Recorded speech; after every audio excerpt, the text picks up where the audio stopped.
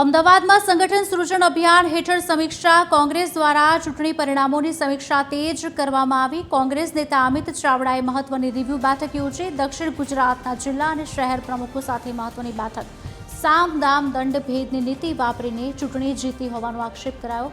ચૂંટણી આંકડાઓ અને પક્ષ વિરુદ્ધ થયેલી કામગીરીના પુરાવા રજૂ કર્યા।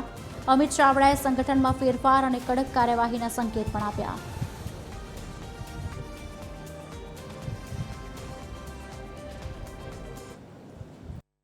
परिणामों જ્યારે આવ્યા ત્યારે અપેક્ષાથી વિપરીત પરિણામો આવ્યા અને સ્થાનિક સ્તરે જે સંગઠન સૃજન અભિયાનના માધ્યમથી સંગઠનની નિમણૂક કરવામાં આવી।